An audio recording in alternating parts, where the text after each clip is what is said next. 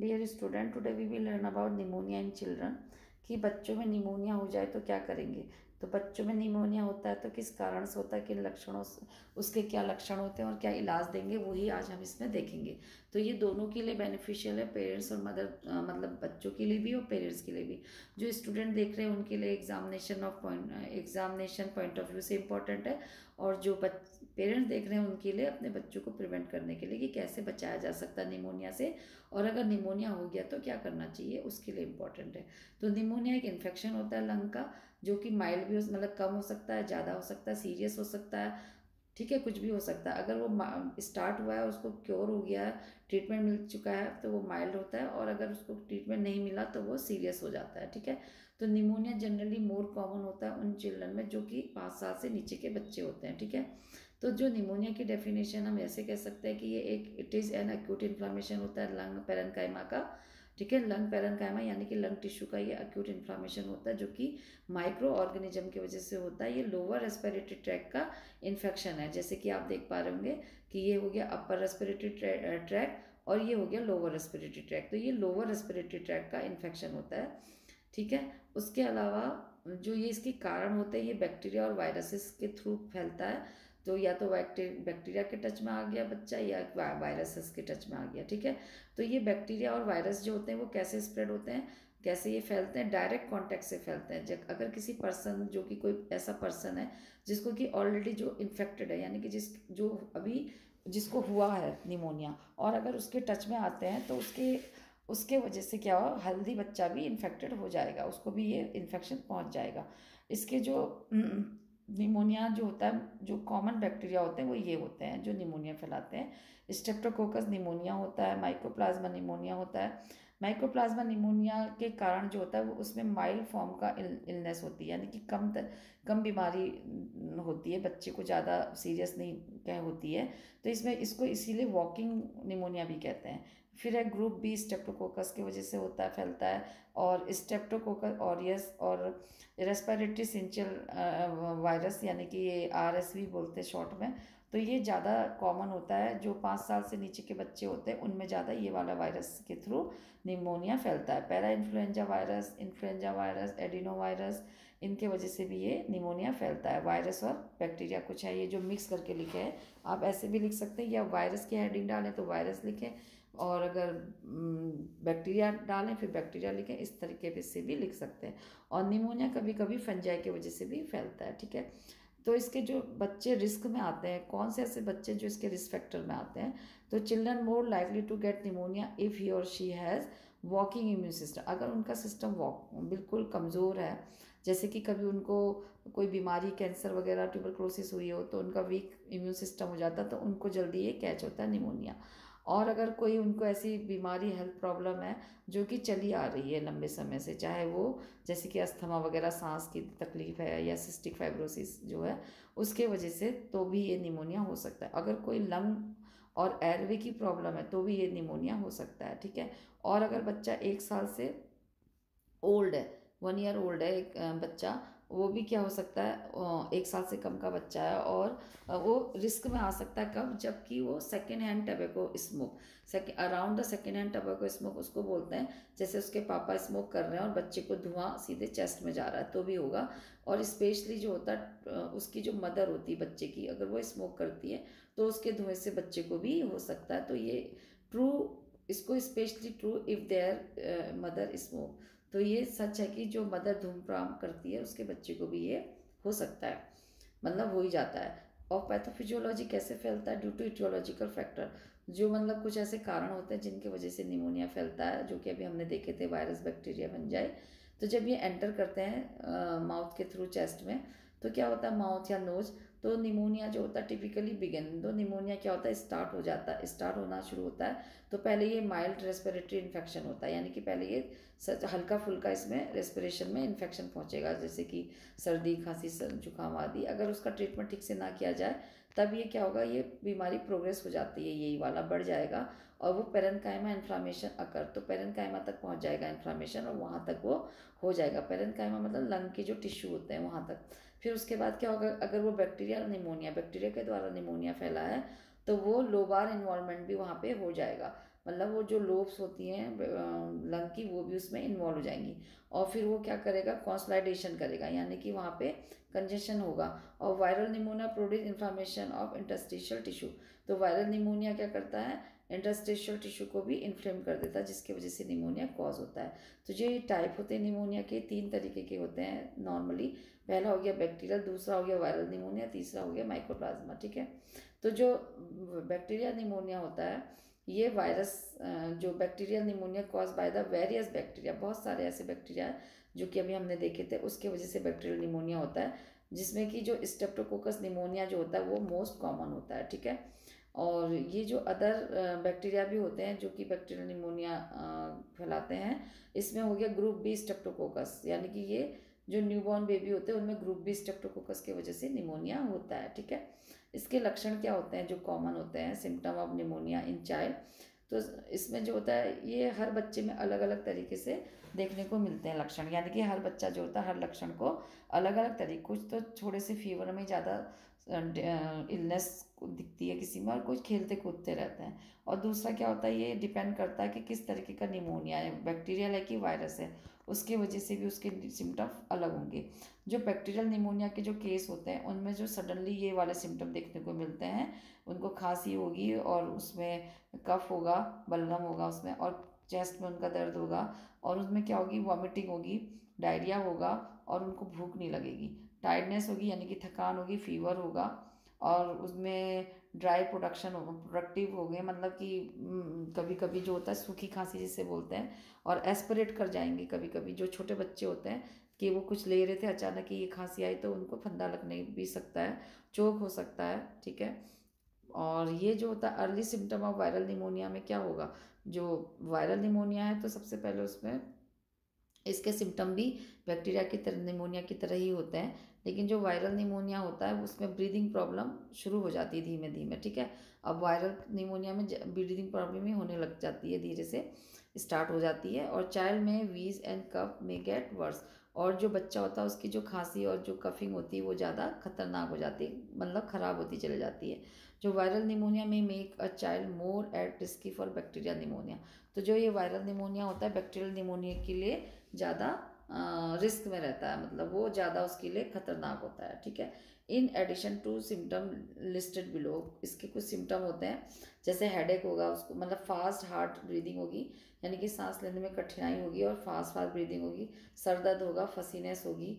Other symptom of pneumonia में look like other health problem, और कुछ दूसरे हेल्थ प्रॉब्लम टाइप के भी उसमें लक्षण दिखने को मिलेंगे निमोनिया के। Make sure your child sees his or her health care provider for a diagnose.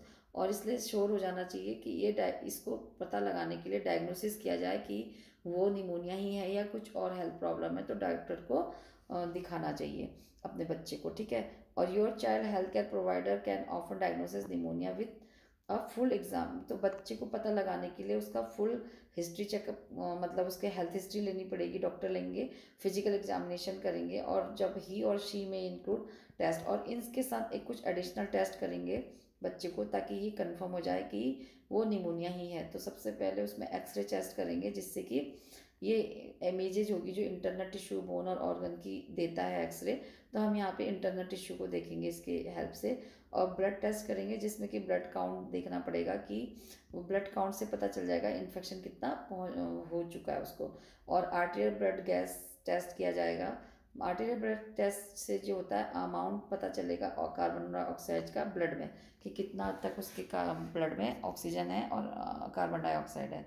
और स्प्यूटम का टेस्ट करेंगे, यानी कि उसके जो कफ का जो स्प्यूटम होता है उसका टेस्ट करेंगे। तो ये टेस्ट जो होता है ये म्यूकस का किया जाता है, जो कि उसके जो लंग्स होते हैं उससे उसके मुंह पे आया हुआ होता है, मतलब कि उसको ऊपर लाया होते हैं ना, चाहे खांस के चाहे छींक के स्टिमुलेट करके बच्चे को, ताकि वो छींके खांसे। तो उससे क्या होगा, जो स्प्यूटम लंग का मुंह पे आएगा उसका टेस्ट किया, स्प्यूटम का कल्चर लिया जाएगा उस म्यूकस का, ताकि वो सही से पता चल पाए कि वो चाइल्ड का जो इन्फेक्शन है वो किस टाइप का है, और लंग तक पहुंच गया है तो वो किस टाइप का इन्फेक्शन है, या वहाँ पे पहुंचा है कि नहीं। ठीक है। और इससे क्या होगा, it can find out the child has an infection, child को इन्फेक्शन है इससे पता चल जाएगा। और ये जो टेस्ट है ये इज़ नॉट रूटीनली डन, इसको रोज रूटीन में नहीं कर सकते स्प्यूटम टेस्ट को, क्योंकि इसमें जो स्प्यूटम सैंपल है वो लेना बहुत कठिन होता है बच्चे से, ठीक है। फिर एक पल्स ऑक्सीमीट्री भी देखेंगे इसमें, ये एक स्मॉल मशीन होती है जो कि मेज़र करती है कि क्या ऑक्सीजन का लेवल हमारे ब्लड में कितना है, ठीक है। तो ये जो मेजरमेंट होता है ये क्या प्रोवाइड करता है, provider small sensor on a finger और टो। तो इसमें क्या होता है, सेंसर होते हैं जो कि हमारे फिंगर और टो से इसको कनेक्ट किया जाता है, टच किया जाता है।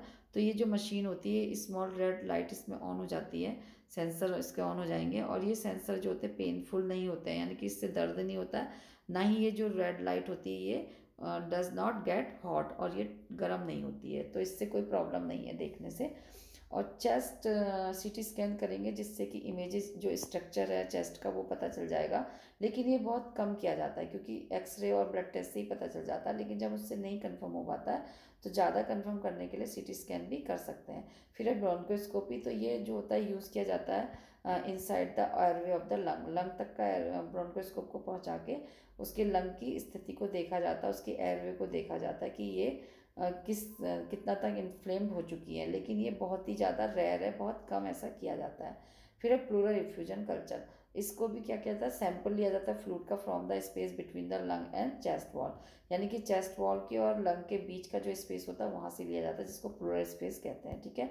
तो ये जो होता है फ्लूइड कहाँ से, ये फ्लूइड में कलेक्ट इन द एरिया, उस एरिया से कलेक्ट किया जाता है क्योंकि वहाँ पे निमोनिया है, तो वहाँ पर भी क्या होगा उस तरीके के जो निमोनिया है कि नहीं है वो फ्लूइड वहाँ पे होगा, उसमें कौन से बैक्टीरिया ये पता चल जाएंगे और कितना वो इन्फेक्टेड है कि नहीं है। दिस फ्लूइड में infected with the same bacteria as the lung, तो जो फ्लूइड लिया है अगर उसमें जो बैक्टीरिया है वही कहाँ होगा, लंग में हो गया, क्योंकि लंग से ही फ्लूइड स्पेस के प्लूरल स्पेस पे आया, तो बैक्टीरिया का पता चल जाएगा कि लंग में कुछ टाइप का बैक्टीरिया है जिसने कि इन्फ्लामेशन पहुंचाया है, और द फ्लूइड में just because by the inflammation in the lung, की इन्फ्लामेशन देखने के लिए ये जस्ट इस तरीके का टेस्ट किया जाएगा। फिर सपोर्टिव ट्रीटमेंट क्या दे सकते हैं उसको, सहायक मतलब उसमें क्या होगा, गुड हाइड्रेट करेंगे, पानी ज़्यादा देंगे, कफ रेमेडीज देंगे, खांसी की दवाई और एंटी मतलब बुखार की मेडिकेशन देंगे ताकि फीवर ना हो। और बच्चे को क्या करेंगे, उसमें चिल्ड्रन विथ वीज रैपिड एक्टिंग के लिए उसको ब्रोंको डायलेटर देंगे, और जो सॉल्बिटामोल, जो इसमें सॉल्बिटामोल और अस्थलिन का निबलाइजर दिया जाता है। ड्रेनेज किया जाता है उसको ट्यूब के द्वारा एम्पाइमा को, अगर एम्पाइमा का मतलब होता है कलेक्शन हो गया प्लूरल कैविटी में पस का, तो उसको ट्यूब के द्वारा बाहर निकाला जाता है प्लूरल कैविटी से, ठीक है। फिर फिब्रिनोलाइटिक थेरेपी देंगे। फिब्रिनोलाइटिक थेरेपी ऐसी होती है कि जो इंट्रावीनस क्लॉट होता है जो कि डेंजरस होता है वो उसको डिजोल्व करता है, यानी कि उसको घोलने का काम करता है, जिससे कि इस्चीमिया जो होता है उसको बचा सके।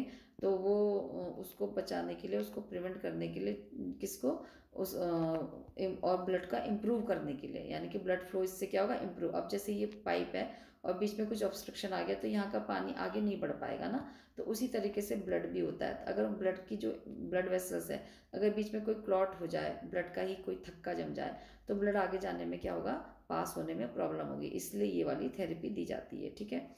जिसको कि फिब्रिनोलाइटिक थेरेपी बोलते हैं। इसमें कुछ मेडिकेशन यूज़ की जाती है जो कि उसको फ्लूइड को गाढ़ा मतलब थक्के को डिजोल्व करती है, जैसे कि यूरोकाइनेस हो गया, स्ट्रेप्टोकाइनेस हो गया, ठीक है। ये इनको हीमोलाइटिक एजेंट बोलते हैं जो इस तरीके का काम करती हैं, ठीक है। फिर उसके बाद है इंडिकेशन ऑफ हॉस्पिटलाइजेशन। अब अगर उसकी एज जो होता है 6 मंथ से कम बच्चा है और उसको फीवर बार बार आ रहा है, मतलब बिल्कुल रह ही रहा है, जा नहीं रहा है, और उसके जो साइन है वो ज़्यादा और ख़राब होते चले जा रहे हैं, सीवियर रेस्पिरेटरी डिस्ट्रेस हो रहा है, सांस लेने में बहुत ज़्यादा तकलीफ हो रही है, और उसका जो टैक्सिक अपीयरेंस देखने को मिल रहा है, यानी कि स्किन का कलर ब्लू हो रहा, पेल हो रहा, और उसको जो एंटीबायोटिक दी जा रही है मतलब सिरप फॉर्म में या टैबलेट फॉर्म में बाय माउथ, तो उसका भी कोई असर नहीं हो रहा, तो उसको हॉस्पिटलाइज करना होता है, ठीक है। तो निमोनिया जो होता है उसको कैसे ट्रीट किया जाता है बच्चे को, तो ट्रीटमेंट में एंटीबायोटिक और फॉर बैक्टीरियल निमोनिया, अगर बैक्टीरिया का निमोनिया है तो उसको एंटीबायोटिक दी जाती है, और अगर वायरल का निमोनिया है तो उसके लिए कोई भी गुड ट्रीटमेंट नहीं अवेलेबल है अभी तक वायरल निमोनिया के लिए, तो इसलिए ये अपना आप ही ठीक हो जाता है, ठीक है, कुछ समय के बाद। और जो फ्लू रिलेटेड निमोनिया होता है ये may treated by the anti viral medicine. अगर फ्लू की तरह निमोनिया है, जैसे जब स्टार्ट होता है वायरल की तरह, तो उसको एंटीवायरल मेडिकेशन से सही हो जाता है। तो अदर ट्रीटमेंट कैन ईजी, जो सिम्टम होते हैं वो होते हैं मतलब सिम्टम अगर ज़्यादा अदर टाइप के सिम्टम है तो उसके लिए उसको ज़्यादा प्लांटी दे मतलब प्लांटी ऑफ रेस्ट, ज़्यादा रेस्ट देना है और उसको फ्लूइड ज़्यादा देना है। उस बच्चे के जो रूम होता है उसमें कूल मिस्ट ह्यूमिडिफायर लेना है। ह्यूमिडिफायर क्या करती है, जो एयर होती है उसको वेट कर देती है, जिससे कि बेबी के सीधे डायरेक्ट लंग में पहुंचती है, वेट होकर ड्राई होकर नहीं पहुंचती है। और एसिटामिनोफेन देते हैं उसको फीवर और डिस्कम्फर्ट के लिए। तो डॉक्टर इसको प्रिस्क्राइब करते हैं, एक तरीके की मेडिकेशन है, और मेडिसन फॉर कफिंग के लिए भी देते हैं, ठीक है। और सम चिल्ड्रन में ट्रीटेड इन हॉस्पिटल, कुछ बच्चे जो होते हैं हॉस्पिटल में ही ट्रीटमेंट किया जाता है उनका। अगर कब किया जाता है, जब if they are having severe breathing problem, मतलब बहुत ज़्यादा उनको सांस लेने में तकलीफ है तो उनको एडमिट किया जाता है हॉस्पिटल में। और इनके ट्रीटमेंट में क्या होती है, एंटीबायोटिक दी जाती है उसको, अगर मतलब आईवी, क्योंकि बॉटल चलती है आईवी में, मतलब इंट्रावीनस उनको डायरेक्ट ब्लड में उनको मतलब ब्लड वेसल्स में उनको एंटीबायोटिक दी जाती है जिसका असर फास्ट होता है। अगर बच्चा ले सकता है तो उसको ओरल भी दी जा सकती है मेडिकेशन एंटीबायोटिक बैक्टीरियल इन्फेक्शन के लिए, अगर बैक्टीरियल का इन्फेक्शन है। अनेबल टू ड्रिंक वेल, अगर बच्चा जो होता है पानी वगैरह ठीक से नहीं पी पा रहा कोई भी, तो उसको आईवी फ्लूइड स्टार्ट किया जाता है, इंट्रावीनस फ्लूइड जिसे बोलते हैं। ऑक्सीजन थेरेपी देते हैं क्योंकि उसको सांस लेने में परेशानी है। फ्रीक्वेंट सक्शनिंग करते हैं क्योंकि बच्चा अपनी जो सक्शन म्यूकस है उसको बाहर नहीं आउट कर पाता है, तो सक्शन के द्वारा उसको खींच लिया जाता है। तो नोज से माउथ से सक्शन करते हैं, जो कि उसको जो थिक म्यूकस, गाढ़ा म्यूकस जो कि बच्चा बाहर नहीं निकाल पा रहा था, तो वो ये उसके सक्शन की हेल्प से उसको बाहर करते हैं, निकालते हैं। और ब्रीदिंग ट्रीटमेंट देते हैं उसको, जो कि डॉक्टर ने ऑर्डर किया है, ठीक है, ब्रीदिंग को इम्प्रूव करने के लिए। इसको बचाने के लिए इम्यूनाइजेशन करते हैं, जिसमें कि अगेंस्ट एच इन्फ्लुएंजा टाइप भी होता है, इन्फ्लुएंजा वैक्सीन दे सकते हैं। और ये जो हेप्टावेलेंट नीमोकोकल कंजुगेटेड वैक्सीन इसको दी जाती है। हेल्थ एजुकेशन दी जाती है कम्युनिटी में, इसके बारे में बताया जाता है कैसे बचाना है बच्चे को। और message for mother to recognize, और मदर को भी ये समझाया जाता है कि वो कैसे इसके लक्षणों को पहचानेगी निमोनिया के, ठीक है। निमोनिया के जो कॉम्प्लिकेशन होते हैं, ठीक है, जो जटिलताएं हैं निमोनिया के बाद क्या हो सकती हैं, एक तो ये लाइफ थ्रेटनिंग इलनेस है, यानी कि लाइफ मतलब एक जो होता है ये बीमारी ऐसी जान भी जा सकती है बच्चे की, ठीक है। तो इसमें जो कॉम्प्लिकेशन होते हैं direct spread in thoracic cavity तक पहुंच जाते हैं, डायरेक्ट पहुंचते हैं। तो इसमें प्लूरल इफ्यूजन होता है, जो हो सकता है। प्लूरल इफ्यूजन का मतलब होता है वही जिसमें कि फ्लूइड जमा हो जाता है between the layer of the tissue, जो टिश्यू की लेयर होती है उसमें ये इन्फेक्शन पहुंच जाता है प्लूरल स्पेस पे, ठीक है। और दूसरा होता है एम्पाइमा, यानी कि अब फ्लूइड तो नहीं है लेकिन पस पहुंच गया है प्लूरल स्पेस तक का, ठीक है। तो इसको बाहर किया जाएगा ट्यूब के थ्रू। फिर न्यूमोथोरक्स का मतलब होता है कि अब वहाँ पे ना पस है ना फ्लूइड है, वहाँ पे क्या है, एयर है, जो कि वो प्लूरल स्पेस पे लंग की जो लेयर होती है उनके बीच में ये भर गई है एयर। और है पेरिकार्डाइटिस का मतलब होता है जो इन्फ्लामेशन ऑफ द जो सराउंडिंग वो जो पेरिकार्डियम होती है हार्ट के चारों तरफ, उसमें जो लेयर होती है पेरिकार्डियम बोलते हैं, हार्ट की जो लेयर होती है वहाँ तक इन्फ्लामेशन पहुँच जाता है, ठीक है। उसके बाद है हीमोटोलॉजिकल स्प्रेड, अब ब्लड में भी पहुंचता है तो क्या होता है ये इन्फेक्शन, तो सबसे पहले तो सेप्सिस हो जाता है अगर ब्लड में पहुंचता है तो, माइक्रो ऑर्गेनिज्म, तो ये हो सकता है, ठीक है। मेनेंजाइटिस हो जाती है, जो कि ब्रेन और स्पाइन की जो सराउंडिंग जो लेयर होती है उसको मेनेंजिस कहते हैं, वहाँ तक इन्फेक्शन पहुँच जाता है उस मेम्ब्रेन तक का, ठीक है। तो उसको मेनेंजाइटिस बोलते हैं। अर्थराइटिस होती है, जो बोन जो होती है और कनेक्टिव टिश्यू जॉइंट्स जो होते हैं वो उनमें स्वेलिंग हो जाती है, पेन हो जाता है इसी के थ्रू, तो इस बीमारी को अर्थराइटिस कहते हैं, ठीक है। फिर है ऑस्टोमलाइटिस, ऑस्टोमलाइटिस में क्या होता है, जो बोन मैरो होती है, बोन होती है, वो इन्फ्लेम हो जाती है, इन्फ्लामेशन वहाँ पहुँच जाता है इन्फेक्शन, तो इन्फेक्शन की वजह से ये सब हो रहा है, तो इसको ऑस्टोमलाइटिस कहते हैं। और इसमें सीवियर ब्रीदिंग प्रॉब्लम भी होती है, और जो बैक्टीरिया होता है वो डायरेक्ट एंटर हो जाता है ब्लड में, तो ये तो इसकी जटिलताएं हैं, कॉम्प्लिकेशन। इसको बचाया कैसे जाएगा बच्चे को, तो इसमें नीमोकोकल निमोनिया में इसको प्रिवेंट करने के लिए वैक्सीन देंगे इसको, 13 जो protect against the 13 type of pneumococcal pneumonia, 13 type के नीमोकोकल निमोनिया को जो है वैक्सीन के द्वारा उससे बचाया जा सकता है बच्चे को। और डॉक्टर रिकमेंड करते हैं चिल्ड्रन को कि वो एक सीरीज ऑफ शॉट, यानी कि बच्चे को एक शॉट तो मिल ही जाना चाहिए जब वो 2 मंथ का बिगनिंग हो रही होती है, स्टार्ट हो रहा होता है, तो उसको शॉट इसका मिल जाना चाहिए, ठीक है। उसको टॉक करनी चाहिए with the health care provider about the vaccine. और पेरेंट्स को जो है डॉक्टर से इसके बारे में बात करनी चाहिए, वैक्सीन के बारे में, उसके साइड इफ़ेक्ट, उसके बेनिफिट्स वगैरह के बारे में, ठीक है। अनदर वैक्सीन इज़ अवेलेबल, और भी दूसरी वैक्सीन अवेलेबल होती है चिल्ड्रन के लिए जो कि 2 साल से ऊपर के बच्चे हैं, who are the increase at risk of pneumonia, जो कि निमोनिया के रिस्क में रहते हैं, रिस्क डेंजर जोन में रहते हैं, तो उनके लिए 2 साल से ऊपर के बच्चों के लिए भी अदर वैक्सीन है, ठीक है। फिर है मेक श्योर हो जाना चाहिए, यानी कि ये श्योर कर लेना चाहिए, निश्चित होना चाहिए कि जो चाइल्ड होता है वो अप टू डेट रहे, मतलब किससे, वैक्सीन से, यानी कि उसको ऑल टाइप की वैक्सीन मिली हो टाइम टू टाइम, ठीक है। और इस जिसमें कि ईयरली फ्लू शॉट भी होता आता है। और जो pneumonia can occur after illness such as whooping cough, तो निमोनिया जो होता है हुपिंग कफ और फ्लू के बाद अक्सर देखने को मिलता है। You can also help your child prevent pneumonia with good hygiene, और बच्चे को गुड हाइजीन की जो हैबिट्स होती हैं उसको मेंटेन करके भी निमोनिया से बचाया जा सकता है उनको, ताकि उनको होए ना। तो बच्चे को क्या किया जाता है, उनकी नाक और मुंह को कवर किया जाता है व्हेन कफिंग और स्नीजिंग, जब बच्चे वो खांसते और छींक, जब वो उनको खांसी और छींक आए तो उनको बताना चाहिए कि वो अपनी नोज़ और माउथ को क्या करें, कवर करें, ऐसी उनको ट्रेनिंग देनी चाहिए, उनको बताना चाहिए। Child should also wash their hand often, और उनको बार बार अपने हैंड को वॉश करने की आदत डालनी चाहिए, ताकि ये प्रॉब्लम उनके, ये जो ऑर्गेनिज्म है, माइक्रो ऑर्गेनिज्म, उनके नोज और तक और माउथ तक ना पहुँचे। These measurement can help prevent there infection, और ये जो मेजरमेंट है ये भी उसको इन्फेक्शन से प्रिवेंट कर सकते हैं। अब की पॉइंट तो वही है कि कंक्लूजन क्या है, कि जो अभी हमने पढ़ा वही सब है इसमें, कि निमोनिया एक इन्फेक्शन होता है लंग का, ये माइल्ड भी हो सकता है, सीरियस भी हो सकता है। इसकी जो बीमारी होती है बैक्टीरिया, वायरस और फंजाई की वजह से होती है। और कुछ कॉमन सिम्टम होते हैं, आते हैं जो दो सभी में होते हैं, उसमें फीवर होगा, कफ होगा, थकान होगी और चेस्ट में पेन होगा। और ट्रीटमेंट डिपेंड करता है कि वो किस तरीके का निमोनिया है, ठीक है। Some type of pneumonia can be prevented by the vaccine, कुछ टाइप के निमोनिया ऐसे होते हैं जो वैक्सीन से बचाए जा सकते हैं। गुड हैंड वॉशिंग करनी चाहिए, आदत डालनी चाहिए, and hygiene can also help, तो गुड हैंड वॉशिंग और हाइजीन जो होती है वो भी इसमें हेल्प कर सकती हैं। तो thank you guys for watching this video, please do like share and comments. तो अभी जाते जाते एक लाइक तो कर ही दीजिएगा, कमेंट भी करिए किस टॉपिक में आपको चाहिए नोट्स, और इसको सब्सक्राइब करके, जो सब्सक्राइब के बगल में बेल आइकन है उसे भी प्रेस कर दीजिए, जिससे कि जो भी वीडियो इसमें अपलोड हो उसका नोटिफिकेशन आपको मिल जाए।